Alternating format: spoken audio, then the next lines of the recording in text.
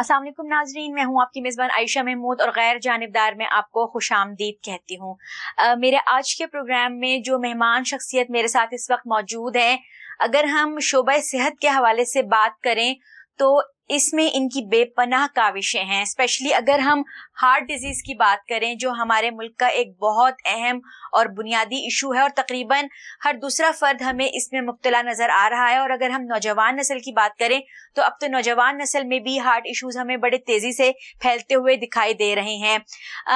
इनका अगर मैं आपसे तारुफ करवाना चाहूँ तो एक लंबी फहरिस्त है मेरे पास और यकीनन आपको जानकर बहुत खुशी होगी कि ये कितने शोबाजात में काम कर रहे हैं।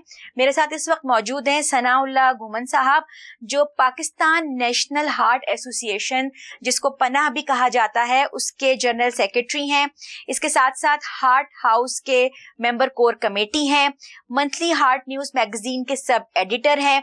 बड़ी तादाद में गवर्नमेंट और नॉन गवर्नमेंट लेवल पर ये अवार्ड्स हासिल कर चुके हैं। और अगर पाकिस्तान में सोशल वेलफेयर के हवाले से बात की जाए और उसमें डेडिकेशन की बात की जाए तो इस बिना पर इन्हें प्राइड ऑफ परफॉर्मेंस से भी नवाजा गया है। मुल्क में जितने भी नादिर ज़रूरतमंद अफराद हैं जो दिल के अमराज के अखराजात को बर्दाश्त नहीं कर सकते, इनकी एसोसिएशन उनका मुफ्त इलाज करवाती है। और अब तक बहुत सारे मरीज हैं जो इनकी वसातत से सेहतयाब हो चुके हैं। तो अपने आज के प्रोग्राम में हम इनसे गुफ्तगू करेंगे और इनसे जानेंगे कि इन मजीद ये अपने मुस्तकबिल में पनाह को कहाँ जाता हुआ देख रहे हैं। सबसे पहले घुमन साहब, आपको प्रोग्राम में खुशामदीद कहूंगी मैं। बहुत शुक्रिया madam, thank you very much. आपसे मैं सबसे पहले तो आपकी एसोसिएशन के हवाले से बात करना चाहूंगी। हमारे नाजरीन को एक ब्रीफ इंट्रोडक्शन दें कि पनाह क्या है और ये किस तरह से काम कर रही है। मैडम बहुत शुक्रिया आपका। सबसे पहले मैं आपका और आपके चैनल का बहुत मशकूर हूँ और जितना भी शुक्रिया अदा करूं उतना कम है। आपने मेरे काम कितने गुनाह दिए, लेकिन इन कामों के लिए मुझे क्या करना पड़ता है, कैसे कैसे जाना पड़ता है, कैसे अपनी आवाज़ को लेके जो है ना वो लोगों तक पहुंचाना पड़ता है। आप लोग वो हैं जो मेरे लिए आसानियां पैदा कर देते हैं और मेरी आवाज़ को दुनिया तक जो है वो दिखा देते हैं, जो शायद मैं जो है वो उस तरह नहीं कर पाता। तो मैं जितना भी शुक्रिया अदा करूं आपका कम है। पाकिस्तान नेशनल हार्ट एसोसिएशन के बारे में आपने पूछा। पाकिस्तान नेशनल हार्ट एसोसिएशन, जिसकी एब्रीवेशन है पनाह के नाम से जानी जाती है, लोग ज़्यादा जानते हैं। ये आज से तकरीबन कोई 42 ईयर्स पहले प्रेसिडेंशियल आर्डर से arm forces institute of cardiology में ये बना था इदारा। मकसद क्या था कि दिल की बीमारियों का एक सलाब आने वाला है पाकिस्तान में। जिस तरह बाकी ममालिक का लेसन लर्न था कि बाकी ममालिक में जिस तरह है उस तरह यहाँ भी सलाब आने वाला है। तो यहाँ हॉस्पिटल कम हो जाएंगे, डॉक्टर कम हो जाएंगे।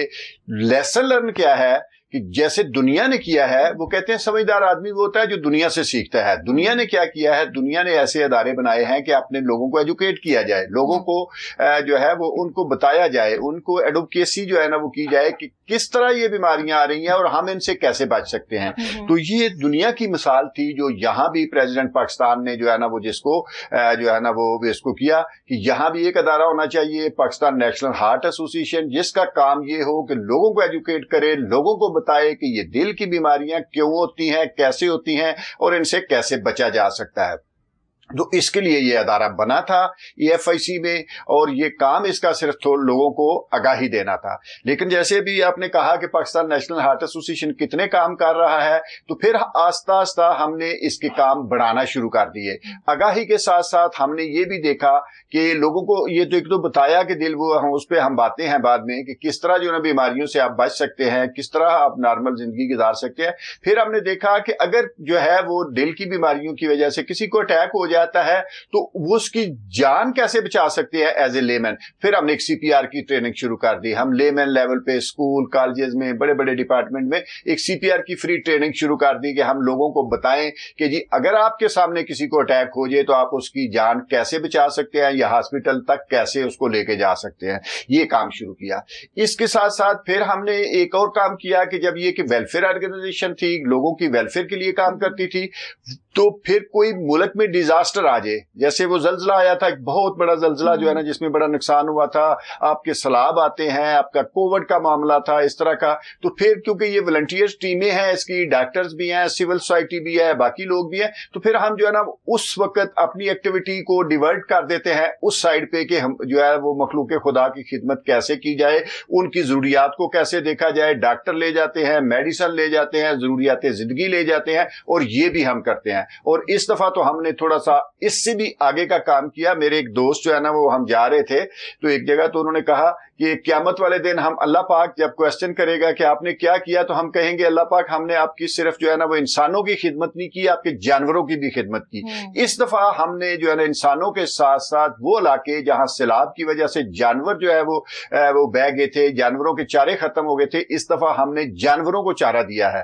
तो ये कुछ चीजें जो है। एक और काम पाकिस्तान नेशनल हार्ट एसोसिएशन कर रही है, जब हम जो है वो मेडिकल कैंप लगाते थे, बात करते थे, टॉक करते थे, तो लोग समझते थे कि ये लोग जो है ये दिल वाले हैं और दिल के हॉस्पिटल में बैठे हुए हैं, ये हमारी मदद भी करेंगे। हम अपने तौर पे ये तल्लक जो है ना वो तल्लक इस्तेमाल करके लोगों की हेल्प भी करते थे, उनके इलाज मुआवजा में भी। लेकिन जब कंप्यूटर आया, इसने हमारे प्रॉब्लम बढ़ा दी है। अभी कंप्यूटर चलने नहीं देता हमें जो है ना वो उससे आगे। तो अभी ये है कि हमने जो है ना वो अपने मेंबरान से मिलके चंद सालों में और अपने वेल विशर से मिलके कुछ फंड इकट्ठे किए हैं, और अभी हम लोगों के खास तौर पे छोटे बच्चों के दिल के ऑपरेशन जो है वो करवाते हैं। मैं छोटी सी मिसाल देता चलूं, कल परसों मेरे पास पाड़ा चनार से एक बच्ची आई हुई है, पठान है, जिसका वालिद चौकीदारा करता है लाहौर में। तो वो जो है ना वो बच्ची आई हुई है, उसके जो है ना वो बड़ा ही कॉम्प्लिकेटेड केस है। वो 15 तारीख को एक इंग्लैंड से टीम आएगी, उससे उसका दिल का ऑपरेशन हम करवा रहे हैं। तो ये काम हम थोड़े से कर रहे हैं जो है ना। इसके साथ साथ हम जो है ना सारी एक काम कि ये चीजें तो हम अवेयरनेस पे कर रहे हैं, साथ साथ हम जो है वो लॉ एंड पॉलिसी मेकर के साथ मिलकर ऐसे कवानीन बनवाने की भी कोशिश कर रहे हैं कि इन बीमारियों को कैसे सिर्फ आगाही के जरिए नहीं, पॉलिसीज भी ऐसी बनाई जाए कि किस तरह इन बीमारियों को रोका जा सकता है। ये भी काम कर रहे हैं। अच्छा, जिस तरह से आपने अभी बात की पॉलिसी मेकिंग के हवाले से, क्या पॉलिसीज बनवाना चाह रहे हैं? हमारे मुल्क का एक बहुत बड़ा और अहम इशू ये है कि हमारे यहाँ जो हमारा नौजवान तबके को भी देख लें, आजकल स्मोकिंग का रुझान बहुत ज्यादा है। और जिस तरह से आप हार्ट डिजीज के ऊपर काम कर रहे होते हैं, तो स्मोकिंग एक बहुत बड़ी वजह है हार्ट डिजीज की। तो क्या गवर्नमेंट को इस पर इम्प्लीमेंट नहीं करवाना चाहिए कि स्मोकिंग पर मुकम्मल पाबंदी लगाई जाए? क्योंकि ये जो टोबैको है, इसकी फरोख्त पर, इसकी मार्केट में आने पर इसके खिलाफ कोई पॉलिसी बने कि इस को भी बिल्कुल ममनू करार दे दिया जाए। मैडम, आपने बहुत अच्छा क्वेश्चन किया है। बात इस साइड पे आ गई पॉलिसी मेकिंग की तरफ। हम ये कहते हैं कि हमारा ये लेसन लर्न है। हमने दुनिया से सीखा कि जब पाकिस्तान नेशनल हार्ट एसोसिएशन का मैंडेट ये है कि जी हम लोगों को आगाही दें, हम अवेयरनेस दें, लोगों को कहें। लेकिन दुनिया से हमने सीखा कि आगाही के जरिए अगर आप एक जान बचा सकते हैं, तो पॉलिसीज के जरिए आप लाखों जानें बचा सकते हैं।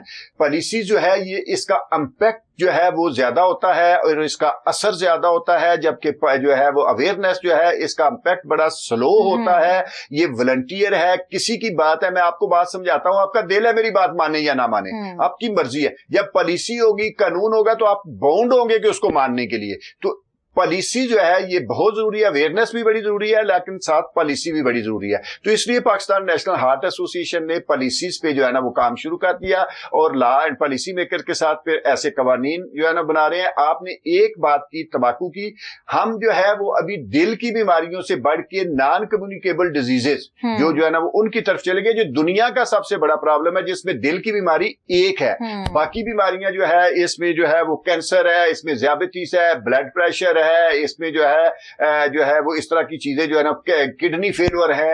ये बीमारियां सारी जो है इन सब की वजह वही है जो दिल की बीमारियों की वजह है, वही काजेज इनके है जो दिल की। तो हमने कहा कि सिर्फ हम दिल तक महदूद क्यों ना रहें, हम सारी बीमारियों की बात करें। काजेज तो सारे इकट्ठे हैं, इन काजेज को हमने लोगों को एक तो आगाही देनी है, दूसरा इन काजेज के मुतल्लिक हमने पॉलिसीज बनवानी है, इनके मुतल्लिक हमने जो है ना वो लॉ बनवाने हैं, और ये हम काम कर रहे हैं अभी। तो जो है वो इनकी जो वजूहात हैं, जो इनकी चीजें हैं, इनको अगर हम कंट्रोल कर लें तो हम बहुत सी बीमारियां, नॉन कम्युनिकेबल डिजीजेस जो है, इनकी वजह से आज 2400 लोग पाकिस्तान में WHO की रिपोर्ट के मुताबिक 2400 लोग रोजाना दुनिया से जो है ना वो रुखसत हो रहे हैं, यानी मौत के मुंह में जा रहे हैं। 2400 लोग। आप थोड़ा सा 2-3 साल पीछे चले जाए, कोविड में जो है ना वो हमने पाकिस्तान को बंद कर दिया था, हमने बड़ी एक अग्रेसिव जंग लड़ी थी, पूरी कौम ने जंग लड़ी थी। तो उस जंग में हमने जो है वो मुल्क को बंद कर दिया था, अदारे बंद कर दिए थे। मैं उसको छोटा नहीं कहता, सिर्फ मिसाल देने के लिए 195 डेथ हुई थी एक दिन में मैक्सिमम। अभी 2400 लोग रोजाना मार रहे हैं और किसी के जो है ना वो कान पे जूं तक नहीं रेंग रही, किसी ना पॉलिसी मेकर पे ना गवर्नमेंट को, और लोगों को पता ही नहीं है। हमें यहाँ भी वो जो है वो उस तरह की एक हाइप क्रिएट करने की जरूरत है, वो बताने की जरूरत है लोगों को कि 195 के लिए अगर हेल्थ इमरजेंसी हम लगा सकते हैं, मुल्क को बंद कर सकते हैं 2400 लोगों को बचाने के लिए, तो हमें उससे बहुत बड़ा काम करना चाहिए, बहुत बड़ा काम करना चाहिए। तो 2400 लोग जो इससे मर जाते हैं, हर 1.5 मिनट के बाद एक बंदा हार्ट अटैक की वजह से चला जाता है। सिर्फ शुगर, जिसमें दुनिया में हम पहले नंबर पे आ गए हैं, ज़ियाबतीस दुनिया में पहले नंबर पे आ गए हैं, ज़ियाबतीस की वजह से सिर्फ जो है वो 1100 लोग मर जाते हैं। तंबाकू की आपने बात की, 500 से ज्यादा लोग रोजाना सिर्फ तंबाकू के जो है ना वो इस्तेमाल वाले जो है ना वो मर जाते हैं। ये सारी चीजें जो है इनको हम बचा सकते हैं अगर हम जो है ना वो आगाही भी दें और साथ साथ पॉलिसीज भी बनाएं, लोगों को साथ मिलकर पॉलिसीज भी बनाएं। तो आजकल हम पॉलिसीज पे काम कर रहे हैं और ये जो वजूहात हैं जिनमें जो है ना तंबाकू भी है, और खास तौर पे इनमें सबसे ज्यादा जो है वो अल्ट्रा प्रोसेस्ड फूड आ गई है, जो खुराक जो है हमारी है, दुनिया जैसे रुक रही है। हम जो है ना पीछे एक इंटरनेशनल कॉन्फ्रेंस पे गए न्यूयॉर्क में, तो प्रेसिडेंट उस वक्त नए इनके जो है ना वो इलेक्ट होके आए थे। उनका पहला क्वेश्चन जो था, पहला जो उनका क्वेश्चन था, वहां से उन्होंने कहा जी कि हम जो है वो ऑर्गेनिक डाइट की तरफ कैसे आ सकते हैं। अनहेल्दी लाइफस्टाइल बेइंतहा है, बेइंतहा है, तो इस पर काम करने की बहुत ज्यादा जरूरत है। और जिस तरह से आपने नॉन कम्युनिकेबल डिजीज के हवाले से बात की, इसमें कार्डियोवास्कुलर डिजीज भी आ जाती है, डायबिटीज है, रेस्पिरेटरी सिस्टम की भी इसमें बीमारियां आ जाती हैं, फिर इसमें अस्थमा आ जाता है, कैंसर आ जाता है।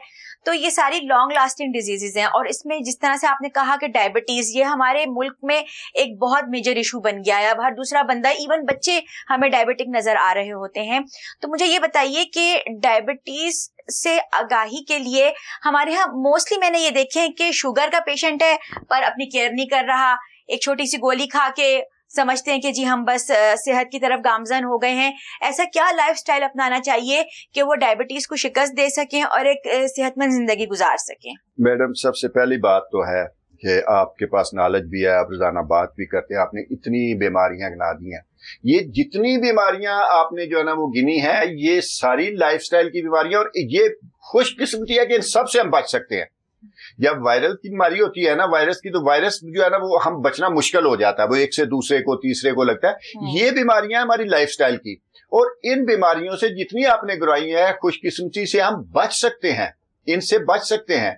इनसे हम जो है वो जो है ना वो, और इनकी वजह मैं जो है ना ये बताता चलूं, जैसे मैंने डेथ्स बताई हैं, कितनी डेथ्स हो रही हैं, प्रॉब्लम कितनी बड़ी डेथ्स हो रही है। सिर्फ आपने ज़ियाबतीस की बात की, आपने मेडिसिन से हमने आगे जाना है। हमने लोगों, मुझे हेल्थ मिनिस्टर की बात बड़ी पसंद आती है। हेल्थ मिनिस्टर की पिछले दिनों इसमें थी स्पीच थी असेंबली में, तो किसी ने कहा जी हॉस्पिटल फला जो है ना वो हॉस्पिटल कम हो गया है और हॉस्पिटल बनाने हैं, किसी ने कुछ, उसने कहा खुदारा हमें हॉस्पिटल की तरफ नहीं जाना, हमने लोगों को बीमार होने से बचाना है। बिल्कुल, हमने गोलियां नहीं देनी लोगों को, गोलियां कम हो जाएंगी, डॉक्टर कम हो जाएंगे, हमने लोगों को बीमार होने से बचाना है। हमें वो चीजें देखनी है जो बीमार कर रही हैं, उन चीजों को रोकना है। जैसे तंबाकू की आपने बात की, अल्ट्रा प्रोसेस फूड की बात की, नमक जो है दिल की बीमारियों की, ब्लड प्रेशर की सबसे बड़ी वजह है।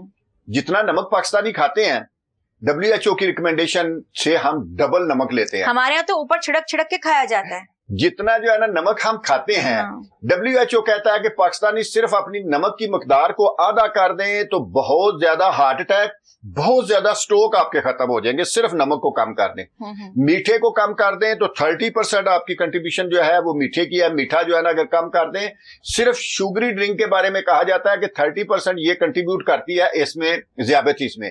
तो अगर हम इसको कम कर दें तो ज़ियाबतीस जो आप कह रहे हैं दवाइयां, हम दुनिया में पहले नंबर पे आ गए। सिर्फ एक चीज को कट कर दे तो आप वर्ल्ड थर्ड पेशेंट हम बचा सकते हैं। 950 लोग, 1100 लोग मर रहे हैं, 1/3 यहां से बचा सकते हैं। एक इंटरनेशनल डायबिटिक फेडरेशन की एक रिपोर्ट है, वो कहते हैं कि सिर्फ शुगर की बीमारी के, मैं ये बना बीमारियों का नुकसान देखें, लेकिन हमारी गुर्बत को कितनी कंट्रीब्यूट कर रही हैं ये बीमारियां। कहते हैं, उनकी रिपोर्ट है जो है ना वो IDF की, वो कहते हैं कि जो सिर्फ ज़ियाबतीस की बीमारी के ऊपर पाकिस्तान का खर्चा आ रहा है वो 2.6 बिलियन अमेरिकन डॉलर आ रहा है, और ये वो अमाउंट है जो IMF से हम किस्त लेते हैं उससे डबल है। अगर सिर्फ जो है ना सिर्फ एक शुगरी ड्रिंक को हम निकाल दें तो आप जो है वो अरबों रुपए जो है ना यहाँ बचा सकते हैं, हेल्थ केयर में जो है ना ये बचा। आप दिल की बीमारियों से बचा सकते हैं, इसी तरह ब्लड प्रेशर, अगर सिर्फ नमक कम कर दे ब्लड प्रेशर और स्ट्रोक के पेशेंट, आप इतने कितने पैसे यहाँ से बचा सकते हैं। बिल्कुल, बिल्कुल, आपके जो है ना वो गुर्दे जो फेल हो रहे हैं उसमें मीठे और इसका नमक का जो है ना वो कंट्रीब्यूशन है, ठीक है। कैंसर में आप जो है ना मीठे का आपका काफी सारा कंट्रीब्यूशन है जो है ना वो कैंसर में। इसी तरह ये चीजें जो है, फिर हमारे जो है वो क्या नाम है इसके, हमारे फैट्स जो है, जो नमक हमें WHO कहता है कि पाकिस्तानियों को यह एक तंदुरुस्त आदमी को 7 किलो से ज्यादा नमक नहीं खाना चाहिए एक साल में। ये जहर है, इसकी वजह से अटैक भी हो रहे हैं, इसकी वजह से जो है ना वो स्ट्रोक भी हो रहे हैं। और WHO ने जो इस पे ऊपर रिसर्च की वो कहते हैं जी पाकिस्तानी 27 किलो घी खाते हैं, डबल से भी ट्रिपल से भी ज्यादा हम जो है ना घी खाते हैं बाई ईयर जो है ना अपना जो है ना। तो ये अगर हम ये चीजें फिर अभी आ जाएगी, ये चीजें आती कहाँ से है, नमक कहाँ से लेते हैं। मैं चीनी अगर ले रहा हूँ तो चीनी में कितनी मैंने जो है ना वो चाय में चीनी डाली, 1 चम्मच चीनी डाली होगी, ये तो मुझे कितना फर्क पड़ेगा, 5 चम्मच जो है ना वो मेरी रिक्वायरमेंट है दिन की। अगर मैं थोड़ी सी स्वीट भी ले लेता हूं तो वो भी जो है ना उसमें कवर हो जाती है। 5 चम्मच मुझे रिकमेंड की जाती है पर डे। एक नॉर्मल इंसान 5 चम्मच चीनी खा सकता है, ले सकता है। लेकिन हम जो है ना वो उससे ज्यादा, जब 5 चम्मच हम चीनी लेते हैं ये बची है 25 ग्राम। पाकिस्तानियों की रिसर्च है कि पाकिस्तानी जो है वो 80 ग्राम चीनी लेते हैं। ये कहाँ से आती है? पर डे 80 ग्राम चीनी हर आदमी एवरेज 80 ग्राम चीनी ले रहा है। ये कहाँ से आ रही है? ब्रेड में है हमारे पास, अगर बेकरी आइटम्स में है, बेकरी आइटम्स में है। मैं सब बेकरी आइटम्स को भी छोड़ दें, बाकी चीजों में भी छोड़ दें।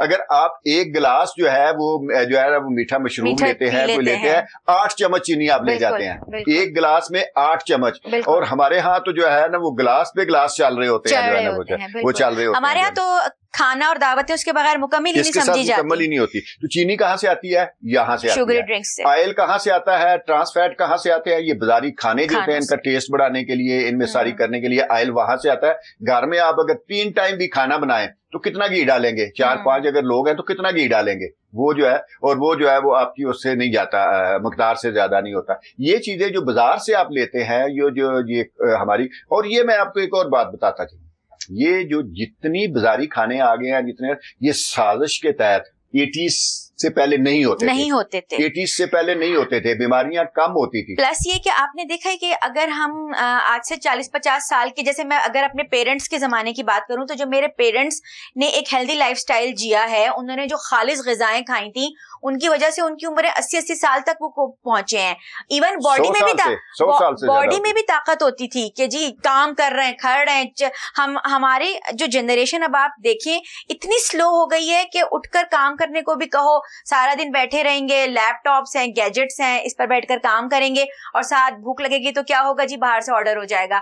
जंक फूड खाए जा रहे होते हैं, फ्राइड आइटम्स खा रहे होते हैं, फ्रेंच फ्राइज का इस्तेमाल इस कदर बढ़ गया है। आलू में चीनी भी होती है, आलू में ऊपर से हम उसको फ्राइज की फॉर्म में खाएंगे तो ऑयल, बेपना ऑयल उसके अंदर होता है, वो खाया जा रहा है, प्लस बर्गर्स खाए जा रहे हैं। तो ये तमाम तर चीजें ये हमारे अंदर जाकर बजाय हमें सेहत फराहम करने के, एक जिसे कहना चाहिए ना, अंदर हमारे एक गंदो गिलाजत का ढेर है जो लगता चला जा रहा है, जो चर्बी की फॉर्म में फिर हमारे सामने आता है। और फिर जाहिर है यही कोलेस्ट्रॉल, हाई ब्लड प्रेशर और फिर डायबिटीज, इसका ये नतीजा बनते हैं।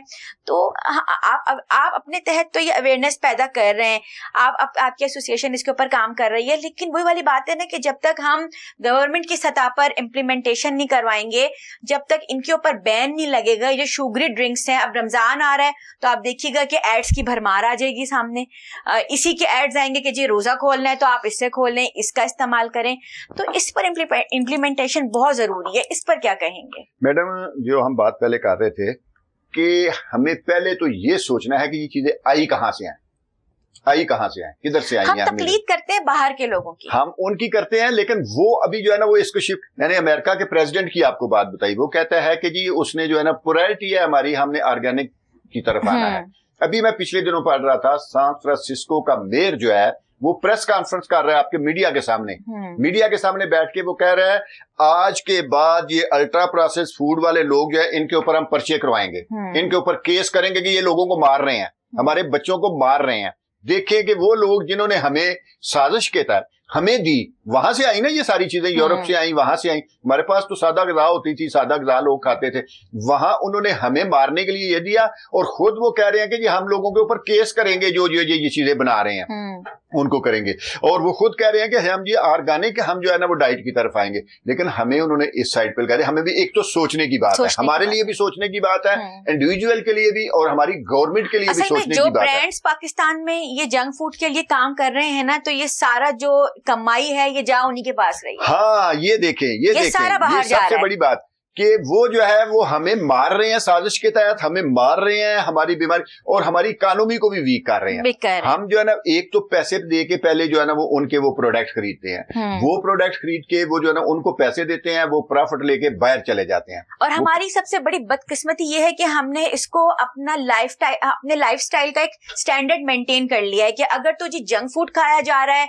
अगर ऐसे ब्रांड्स पे जाकर बैठा जा रहा है, वहां पर खाया जा रहा है, तो ये कंसीडर किया जाता है जी हम तो बड़े हाई फाई लोग हैं, हमारे पास तो बड़ा पैसा है, हम तो ये सब कुछ कर सकते हैं। लेकिन अंदरूनी खाना वो आपके अंदर जाकर क्या कर रहा है, इसके नतीजे से आप लोग नावाकिफ हैं। आप पैसे दे के वो बीमारियां खरीदते हैं, डबल ट्रिपल नुकसान कर रहे हैं। पैसे देते हैं उनको और वो प्रॉफिट लेके बाहर चले जाते हैं। आपके मुल्क को कुछ नहीं मिल रहा, वो प्रॉफिट लेके बाहर चले जाते हैं, जो है ना जितनी कंपनियां हैं ले जाती हैं। आपको क्या मरने के लिए छोड़ देते हैं, बीमारियां। फिर क्या करते हैं, फिर मेडिसिन बेचते हैं आपके ऊपर। आपकी मेडिसिन भी उन्हीं की है ना, मेडिसिन बेचते हैं आपके ऊपर, मेडिसिन से प्रॉफिट लेते हैं, फिर वो बाहर चले जाते हैं। हम हैंड टू माउथ मरने के लिए और हैंड टू माउथ जो है ना वो हम गुजारा कर रहे हैं जो है ना। वैसे हमारे यहाँ की जो माएँ हैं ना, वो भी आजकल के जमाने की अगर आप माँ को देखें ना, उसमें भी एफर्ट करने की कोई जुस्तजू नजर नहीं आती हमें। वो छोटा बच्चा है, आप उसको होममेड डाइट बनाकर दें, आप ऐसी चीजें बनाकर दें जो उसके लिए हेल्दी हो। माएँ खुद बाजार से मंगवा कर बच्चों को देकर उनकी आदतें बिगाड़ती हैं, और फिर आगे चलकर ये सब चीजें जो हैं हमारी आइंदा आने वाली नस्लों को कमजोर कर रही हैं, अंदर से खोखला कर रही हैं। और अगर आप देखें तो आजकल के बच्चों में एनर्जी नाम की कोई चीज आपको नजर नहीं आएगी, वो एक्टिव नजर नहीं आएंगे। पहले के जमाने होते थे कि हमारे जो मैदान थे वो भरे हुए होते थे प्लेयर्स के साथ, एक्स्ट्रा एक्टिविटीज के जरिए। लेकिन अब क्या है, अब घर के अंदर बैठकर बस गैजेट्स की हद तक रह गए हैं, मोबाइल पर गेम्स खेलनी है और इस तरह के फूड्स खाने हैं और अपने आप को बीमारियों की तरफ लेके जाना है। मैडम, हम जो है ना वो लोग अपने अपने हिस्से का दिया जला रहे हैं, अपने अपने हिस्से का दिया जला रहे हैं और जलाते रहना चाहिए। मैं एक मिसाल पढ़ रहा था कि एक बंदा समुद्र के किनारे खड़ा हुआ था, तो मछलियां जो है ना वो एक पानी की छाल आती थी, वो छोटी छोटी मछलियों को बाहर फेंक देते थे। ठीक है, एक बंदा वो सर फिरा हमारी तरह का, आपकी तरह का, वो बाहर खड़ा था, तो एक एक को उठा के अंदर फेंक रहा था। ठीक है, तो किसी ने कहा कि आप बेवकूफ आदमी है यार, इतनी मछलियां, तो ये सारा दिन ये लगा रहता है, एक एक को फेंक रहा है। उसको कहा कि तुम्हें क्या इनको क्या कर रहे हो तुम, जो है ना वो कितना इसमें कंट्रीब्यूट कर रहे हो, या क्या फायदा हो रहा है। उसने कहा मुझे फायदा हो रहा है या नहीं फायदा, इनको फायदा हो रहा है, जिसको बाहर अंदर मैं फेंकता हूं उसको तो फायदा हो रहा है ना, जिसको कह रहा हूं इंडिविजुअल को तो फायदा हो रहा है ना, किसी को तो फायदा हो रहा है ना। हमारी ये बातें, हमारे सर फिरे लोग जो है बातें कर रहे हैं, और जो हम जो है ना सर टकरा रहे हैं अपने पार्लियामेंटेरियन के साथ, अपने पॉलिसी मेकर के साथ, इंडिविजुअल के साथ। हम कुछ कंट्रीब्यूशन कर रहे हैं, किसी का फायदा तो होगा ना, कोई तो फायदा जो है ना वो उठा रहा है ना, कि किसी को तो फर्क पड़ रहा है।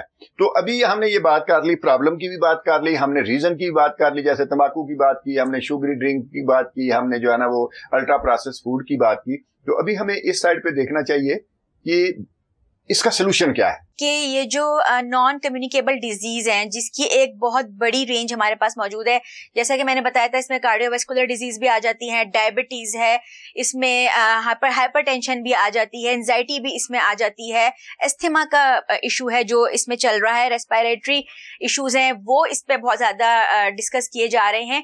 तो इनका बेसिक सोल्यूशन क्या है, वो क्या चीज है कि जिसको फॉलो करते हुए, जिसको अपनाते हुए आप इन तमाम तर बीमारियों से बच सकते हैं। तो अब हम सोल्यूशन की बात करते हैं। जी डॉक्टर साहब, बताएं हमें कि क्या सोल्यूशन है कि जिसको हम फॉलो करें। जी madam, thank you very much, आपने बड़ा अच्छा क्वेश्चन किया।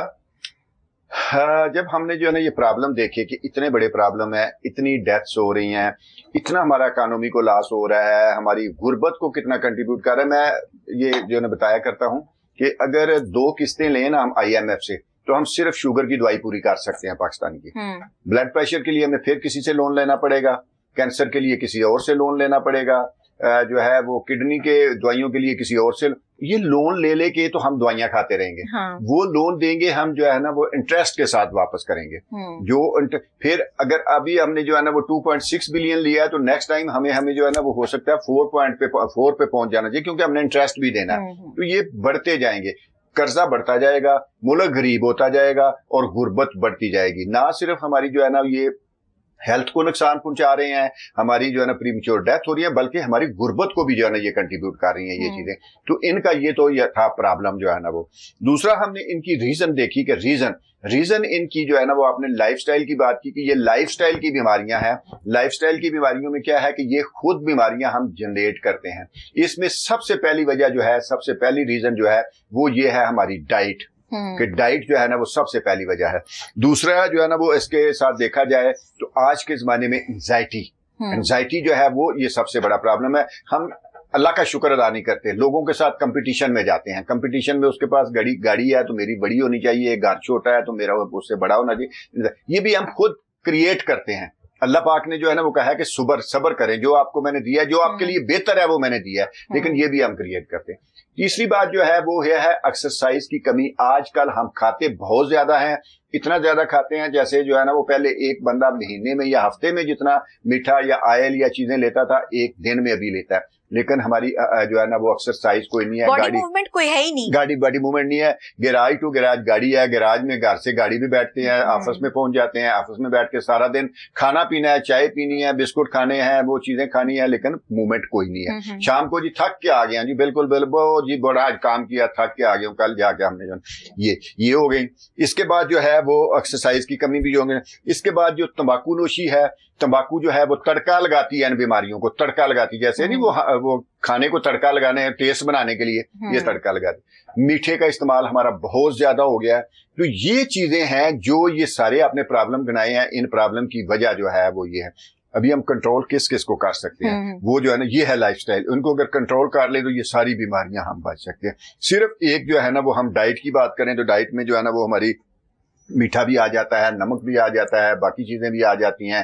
फिर हमारी जो है ना वो इसी में जो है वो ये तंबाकू नोशी है, ये भी इसी में आ जाती है। तो इनको अगर कंट्रोल किया जाए तो हम काफी सारी बीमारियों की, जो एक वजह है, काफी सारी बीमारियों को हम बचा सकते हैं। प्लस डॉक्टर साहब एक बहुत बड़ा मेजर इशू जो हमारे मुआशरे में है वो मिलावट भी है। आप देखिए आजकल तो इवन सब्जियां भी, फ्रूट भी आप देख लें, चिकन को आप देख लें, कुछ चीज हमें प्योर नहीं मिलेगी मैडम, ये ऑर्गेनिक चीज मिलेगी ही नहीं हमें। ये एक बहुत बड़ा टॉपिक है जो आपने छेड़ा है। इसके लिए आपको एक पूरी नशिस्त चाहिए होगी। बिल्कुल, इसके लिए बिल्कुल। ये जो है ना ये इसमें एक प्रॉब्लम नहीं है, इसमें प्रॉब्लम नहीं है। ये अगर आप बात करेंगे ना तो किसी वक्त पूरी इसके ऊपर नशिस्त, ये हमारा एडमिनिस्ट्रेटिव प्रॉब्लम है कि कोई पॉलिसी की जरूरत नहीं है, कोई कानून बनाने की जरूरत नहीं है, लोगों को आवाज नहीं, सिर्फ एडमिनिस्ट्रेटिव प्रॉब्लम है। हमारे अदारे हैं, हमारे लोग हैं, वो ड्यूटी नहीं कर रहे, उनसे ड्यूटी करवा लें, ये सारी चीजें ठीक हो जाएंगी। बिल्कुल।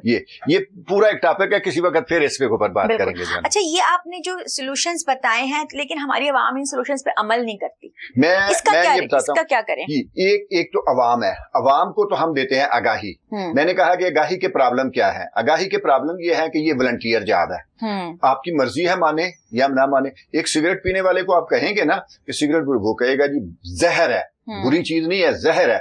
आप कहेंगे अपने बच्चे को, कहते जी मैं करीब भी नहीं आने दूंगा बच्चे को, आप दूसरों को भी नहीं, लेकिन खुद नहीं छोड़ रहे उसको अटैक। और इसमें फिर जो है ना इस पे भी एक बात हो सकती है कि ये जो चीजें हैं, ये खुराक है, ये जो बाकी चीजें हैं, ये तंबाकू है, इसमें अडेक्टिव केमिकल इस्तेमाल किए जाते हैं। अडेक्टिव केमिकल, लोगों को अडेक्टिव जो है ना वो बना दिया जाता है, वो छोड़ना भी चाहे तो नहीं छोड़ सकते। आपको मैं मिसाल दिया करूं, आप एक जो है ना वो बर्गर ले लेना किसी एक कंपनी का, दूसरी दफा आप कहेंगे नहीं वो फला बर्गर जो वो उससे लाने हैं, दूसरे के लाएंगे, और नहीं ये मैंने नहीं खाना। क्यों? वो भी बर्गर है, वो भी बर्गर है, उसमें एडिक्टिव केमिकल है, आपको उसके ऊपर लगा दिया गया। अभी आप दूसरे का आपको टेस्ट ही नहीं आता जो है ना। यही तंबाकू में है, यही जो है ये शुगरी ड्रिंक्स में है, और यही जो है ना ये खानों में है। एडिक्टिव केमिकल जो है ना वो इनमें डाले जाते हैं, बाकी चीजें जो है ना वो डाली जाती हैं, तो इनको ये किया जाता है। लेकिन मैं ये बात जो हम कर रहे थे कि अवाम को आप बताएंगे, उसकी मिसाल मैं जो है दिया करता हूँ। आप हेल्थ इस पे खड़े हो जाए ना मोटरवे पे, लोगों को पंफलेट दें जी सीट बेल्ट बांधना है, अदरवाइज बड़ा नुकसान होगा। आपका कोई तो पकड़ेगा ही नहीं, पकड़ के उधर ही फेंक देगा, कोई पकड़ेगा सीट पे रख देगा। आधे पढ़ेंगे, पढ़ के भी कितने अमल करेंगे, कोई नहीं अमल। आप 1000 रुपया जुर्माना कर देना, सब सीधे हो जाएंगे। पंजाब में देख लेना, हेलमेट पे पाबंदी लगाई है तो सब सीधे हुए हैं। आज मुझे बड़ी खुशी होती है जब मैं घर से निकलता हूँ ना, कोई बंदा हेलमेट के बगैर नहीं आता। पहले क्या होता था कि पहले कोई बंदा हेलमेट नहीं पहनता था, जिसने लेना भी होता था ना, मजबूरी इस्लामाबाद आना है तो वो हैंडल के साथ लटकाया होता था, जब इस्लामाबाद में इंटर होऊंगा तो हेलमेट पहन लूंगा। आज बड़ी खुशी होती है घर में। डंडा क्या है कि मैं वजीर आला पंजाब मरियम नवाज की काविशों को सलाम करती हूँ कि हमारी कौम वाकई डंडों की कौम है। जब तक इनको इनके सर पे डंडा ना हो ये नहीं मानते। और सबसे बड़ी कोताही हमारे यहाँ वही वाली बात है ना कि गवर्नमेंट लेवल पे जो मर्जी हो जाए, जब तक अवाम में अवेयरनेस ना हो। आप बाहर के ममालिक को देख लें, बाहर के ममालिक में बाकायदा अवाम रूल्स पे, लॉज पे अमल करती हुई आपको नजर आएगी, वहां पर आपको कोई वायलेशन नजर नहीं आएगा। लेकिन हमारे मुल्क में जब तक सर पे डंडा ना हो कोई काम सीधा होता नजर नहीं आता। आप बार बार ना लोग भी हमें कहते हैं, लोग भी, बल्कि जो वो लोग इनके जिम्मेदार हैं ना वो ज्यादा इसके आर्गुमेंट करते हैं। आप लोगों को समझाएं जी ना पिए ना, आप मीठा ना खाएं, आप लोगों को समझाएं जी नमक वाली चीजें ना लें, बाजारी खाने ना खाएं। वो यार लोग हमारे जो है ना वो इतने समझदार होते तो फिर हमें आपकी या दूसरों की जरूरत क्या थी? फिर हमें ये देखने की क्या जरूरत थी कि हम फॉलो किसको कर रहे हैं? वो जो हमें फॉलो करवा रहे हैं खुद तो वो जो है ना वो बेहतर कर रहे हैं और हमें जो है ना वो इस साइड पे लगा रहे हैं। तो यहाँ भी डंडे की जरूरत है। अवेयरनेस बड़ा अच्छा कानून है लेकिन यहाँ भी डंडे की जरूरत है। डंडा क्या है? डंडा ये है कि हमने जब दुनिया को देखा कि दुनिया ने बेहतरीन पॉलिसी ऑप्शंस क्या थे, बेहतरीन कानून जो बनाए वो क्या थे, उनमें सबसे बेहतरीन कानून ये था कि ऐसी चीजें जिनको लोगों की पहुंच से दूर करना है, लोगों से उनको दूर, जैसे मैंने 1000 रुपए जुर्माने की बात की, उन्होंने कहा उन चीजों के ऊपर टैक्स लगाए, उनको महंगा कर दिया, उनको महंगा कर दिया जाए। मैं मिसाल देता हूं, मेरे सामने लोग हैं जो 2 डब्बियां सिगरेट की पीते, 40 सिगरेट पीते, अभी आधी डब्बी पीते हैं। क्यों?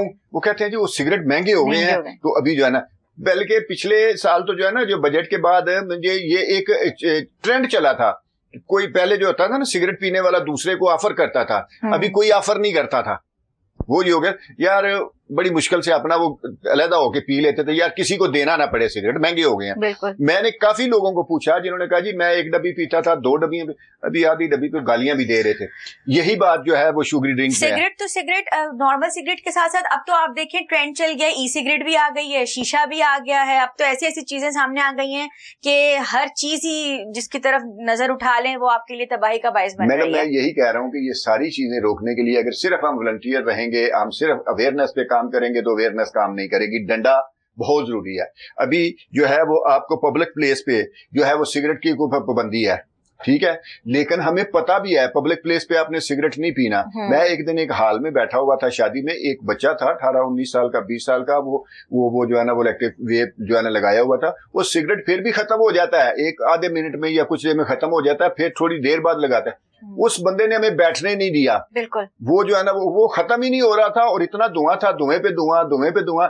अब जो है ना अगर उससे बात कर लेते, उलझ पड़ते तो वो एक माहौल, शादी का माहौल था, वो खराब हो जाता। लेकिन उसको शर्म नहीं आ रही थी, अपने आप शर्म नहीं आ रही थी। वो जो है ना अगर डंडा हो, उसको पता हो कि मुझे किसी ने जूते मारने हैं यहाँ, तो वो फिर वो जो है ना वो नहीं पिएगा। तो ये चीजें, फिर ये कहा जाता है कि जी पॉलिसीज वगैरह जो है ना वो उनको कि पॉलिसीज की इम्प्लीमेंटेशन की भी जरूरत है। एक तो ये पॉलिसी है कि इनको चीजों को महंगा किया, ये दुनिया कहती है कि इन चीजों को महंगा किया जाए।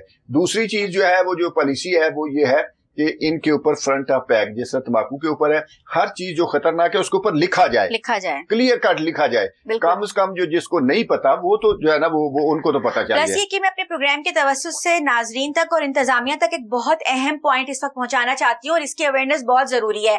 हमारे अगर आप आजकल के ड्रामों की बात कर लें, हमारे ड्रामों में जो हाई जेंट्री दिखाई जा रही है, उसके जो नौजवान नस्ल दिखाई जा रही है, उनकी पार्टीज में शराब नोशी को आम दिखाया जा रहा है, सिगरेट नोशी को आम दिखाया जा रहा है, नीचे बारीक सी पट्टी एक टिकर की सूरत में चला दी जाती है कि ये शराब नोशी हराम है, सिगरेट पीना हराम है। भाई आप अपने मीडिया पे ये चीजें दिखा क्यों रहे हैं? आप फरोख कर रहे हैं इन चीजों का। इसके जरिए से जो नई नस्ल है वो बर्बाद हो रही है। जब वो देखती है कि बड़े बड़े हीरोज हमारे टेलीविजन के, फिल्म इंडस्ट्री के बैठे हुए हाई एंट्री में शराब पी रहे हैं, शराब जो हमारे हम मुस्लिम स्टेट है, पाकिस्तान मुस्लिम स्टेट है, इस्लामी जमहूरिया पाकिस्तान है, ला इलाहा इल्लल्लाह मोहम्मद रसूलुल्लाह की बुनियाद पर बना था। तो यहाँ पर गवर्नमेंट को भी चाहिए कि शराब शराब को बैन करे, बिल्कुल खत्म करे। हाँ, जो हमारे जो अक़लियती बिरादरी है बस आप उसकी हद तक रखें, उसके अलावा हर बंदे तक इसकी जो अप्रोच है वो दूर की जाए, जबकि हमारे यहाँ ये नहीं हो रहा। ड्रामा, अगर खुदारा इंतजामिया मेरा ये प्रोग्राम देख रही है, हुकूमती इदारों में से कोई शख्स मेरा ये प्रोग्राम देख रहा है, तो खुदारा हमारे एंटरटेनिंग चैनल्स को ये कहा जाए कि अपने ड्रामों में शराब नोशी और सिगरेट के जो मनाजिर हैं उनको दिखाना बंद करें, ताकि हमारी नस्ल बिगड़ने से बच सके। तो ये मेरा मैसेज प्लीज हुकूमत तक कोई भी देख रहा है तो पहुंचाए, हुकूमती नुमाइंदों तक, ताकि इस पर फिलफौर एक्शन लिया जाए, ताकि हमारी नस्ल बर्बाद होने से बच सके। मैडम, जो आप बात कर रही हैं ये प्रूवन स्ट्रेटेजी है। जो आपने बात की है ये दुनिया की प्रूवन स्ट्रेटेजी है। जब मैंने कहा ना कि 2, 3, 4 मैं आपको ऑप्शन बताता हूं कि दुनिया ने कंट्रोल कैसे किया। एक तो उनके ऊपर टैक्स लगा के महंगा किया, कमर तोड़ लोगों की कि वो जरूरत वाली चीजें खरीदें, इनको गैर जरूरी चीजों को ना खरीदें। फिर इनके ऊपर वार्निंग साइन लगाएं कि एक बंदे को जो जिसको नहीं पता वो उसको कम से कम जो है ना एजुकेशन हो कि ये इसमें जहर है, जिसने लेना है फिर दोबारा लेता रहे। तीसरी बात आपने जो है ना वो की है कि ये भी प्रूवन स्ट्रेटेजी है कि आप ऐसी चीजों की एडवर्टाइजमेंट नहीं करेंगे। ऐसी चीज ये बच्चों के ऊपर खास तौर पे बच्चों को इम्पैक्ट करती है। जब एक बच्चा जो है वो एक शुगरी ड्रिंक लेता है, पहले आप देखते थे, आपको नहीं पता, आप छोटी होंगी, पहले होता था केटू का बच्चा सिगरेट पीता था तो केटू के पहाड़ के ऊपर चढ़ जाता था। बच्चे ये देखते थे यार इसमें कोई एनर्जी आ गई है, ये केटू के पहाड़ के ऊपर केटू पी गई। आजकल क्या है, वो तो बंद है, लेकिन आजकल एक बंदा जो है वो स्टिंग लेता है, शुगरी ड्रिंक लेता है, वो गाड़ी स्टार्ट कर देता है या पहाड़ पे।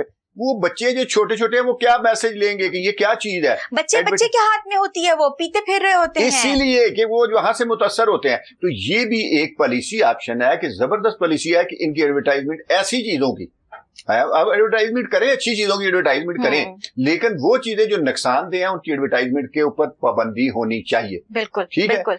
फिर एक और पॉलिसी ऑप्शन है जो पूरी दुनिया ने किया, उन्होंने कहा कि स्कूल कॉलेजेस में इन चीजों के ऊपर पाबंदी होनी चाहिए, इन कैंटीनों के ऊपर। वैसे तो हर जगह होनी चाहिए, लेकिन एट लीस्ट बच्चों के, बच्चे जहां से शुरू करते हैं, बच्चों के स्कूल कॉलेजेस में, और ये चारों चीजें पाकिस्तान में हैं। ये पॉलिसी ऐसे ड्रिंक्स की जगह आप दूध के डब्बे रख सकते हैं। जी, अच्छी चीज रखें, अच्छी चीज दे ना बच्चों को।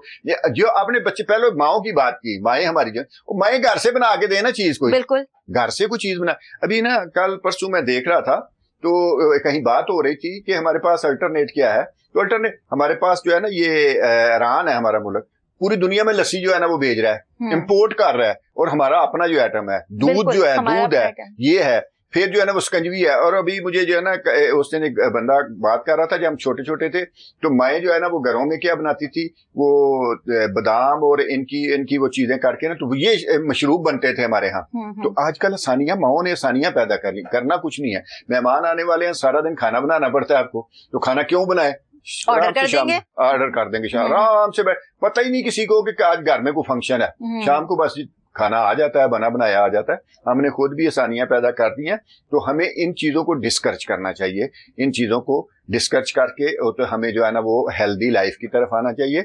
और उसके फायदे कितने हैं, आपकी प्री मैच्योर डेथ, जब आप एक घर में किसी में डेथ हो जाती है ना, खानदान में 20, 25, 30, 35 साल के बंदे की डेथ हो जाती है, आप सिर्फ उस घर को एक देखें, सिर्फ उस घर को देखें, जिसने उसके ऊपर कितना खर्चा किया था, उसको डॉक्टर बनाया, इंजीनियर बनाया, उसको किया खर्चा कितना उसके ऊपर किया था, उसकी शादी की, एक तो छोटा बच्चा भी है, उसकी यंग बीवी भी है, उस घर को कितना बड़ा नुकसान पहुंचा। अगर वो डॉक्टर, इंजीनियर या कुछ, मुल्क को उसका कितना नुकसान पहुंचा, उसने मुल्क के कंट्रीब्यूट करना था, कितना नुकसान पहुंचा जो है ना। तो एक बंदा जो है वो कितना कंट्रीब्यूट कर रहा है। अगर आप एक बंदे की जान बचाते हैं तो अल्लाह पाक ने तो ये फरमाया ना कि जिसने एक जान बचाई उसने पूरी इंसानियत को बचाया। लेकिन आप देखें कि आप एक जान को बचाते हैं तो उसके कितने फायदे हैं, आपके मुल्क को कितने फायदे हैं, मुआशरे को कितने फायदे हैं, उसके घर को कितने फायदे हैं, उसके बच्चों के लिए कितने फायदे हैं।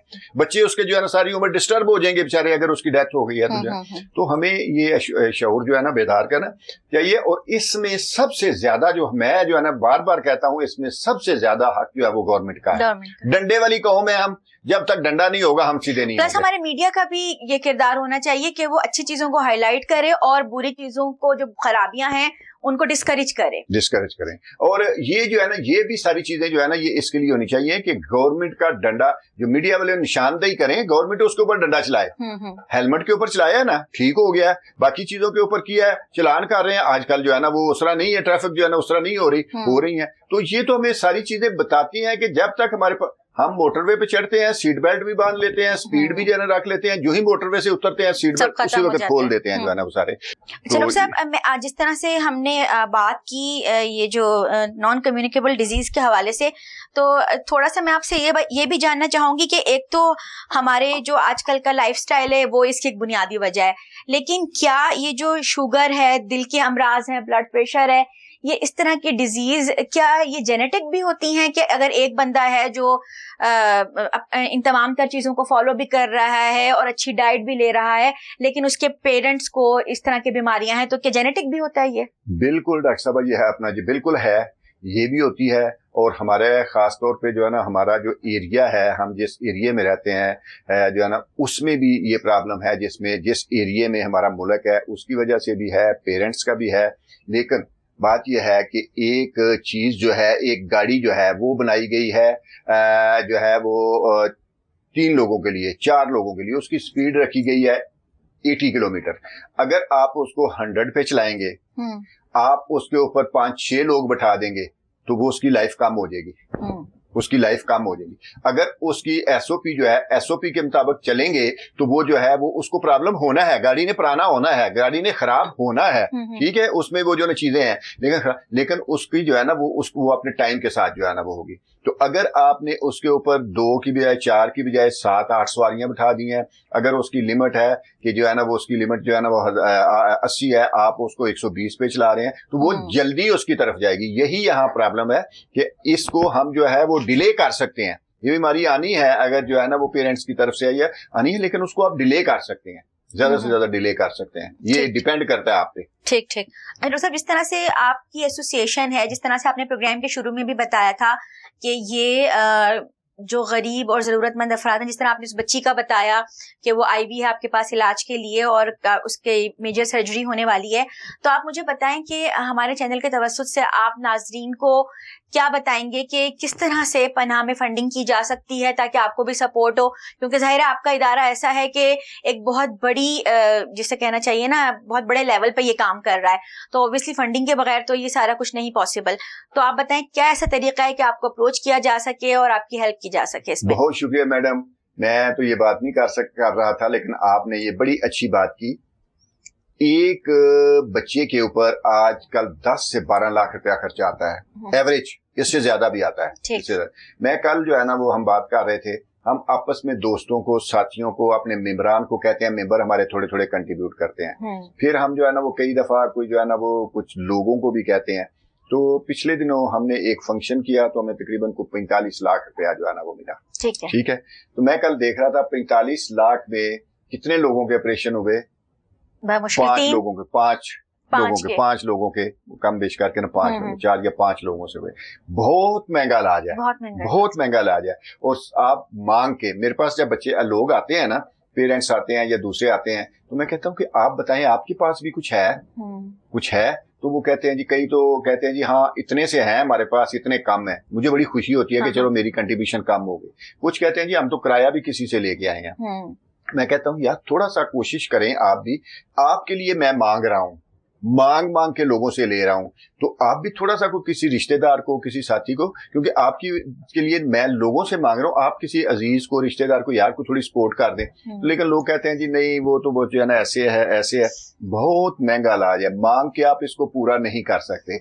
यकीन करें, जब मेरे पास लोग आते हैं, कई दफा मैं बड़ा मजबूर हो जाता हूँ, पैसे नहीं होते तो, लेकिन किसी को जवाब भी नहीं देना होता। जो एक अमीर, एक दिन एक खातून आई तो हमारे दफ्तर में, आप भी आई हैं दफ्तर में, तो वो मैंने जब उसको प्रॉब्लम कि मेरे पास अभी फंड नहीं है, थोड़ा इंतजार करना पड़ेगा, वो कहती है जी ये दरवाजा मेरी आखिरी उम्मीदगाह थी, आखिरी उम्मीदगाह।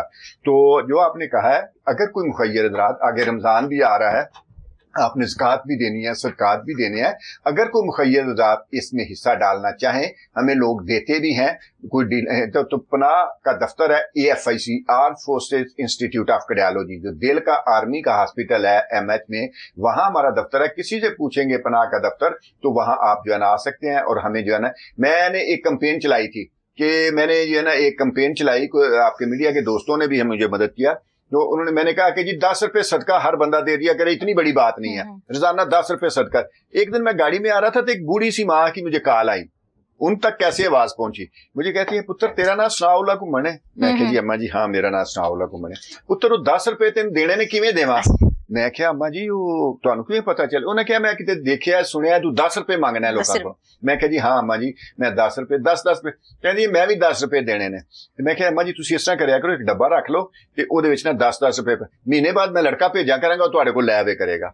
इस तरह एक दिन मेरा रेडियो पाकिस्तान पे प्रोग्राम था तो ये बड़ी इमाम से एक खातून आई, उसने भी ये सुना तो बड़ी इमाम मैं पुत्र तेरू देखण आई हाँ मेरे दफ्तर में जो है ना वही पुत्र मैं देखण आई हाँ तू 10 रुपए लोगों को मांगना है। तो ये रिक्वेस्ट है 10 रुपए से। और कुछ लोग मेरा मजाक उड़ाते थे यार 10 रुपए से दिल के ऑपरेशन। अभी वो लोग मानते हैं कि यार इसने 10 से शुरू किया था तो अभी जो है ना ये हो गया। तो अभी आज मैं देख रहा था तकरीबन 679 लोगों के एक कम 700 तकरीबन 780 लोगों के ऑपरेशन हो गए हैं। और लोग वो कहते हैं कि यार ये 10 रुपए मांगता था। आपके 10 रुपए की इतनी ताकत है कि 800 बच्चों के ऑपरेशन हो गए हैं। तो जो लोग जो है ना मैं बहुत मशकूर हूँ मैडम का कि इन्होंने जिक्र कर दिया। जो लोग इसमें हिस्सा डालना चाहें मखलूके खुदा के लिए जिसने एक जान बचाई उसने पूरी इंसानियत को बचाया। आपके 10 रुपए भी किसी के काम आ सकते हैं। और ये मैं एक और चीज पर कहा करता हूँ ये जो 10 रुपए हैं आपके सदका जो मिलता है इसमें किसी के ऊपर एक चाय का कप भी हराम है।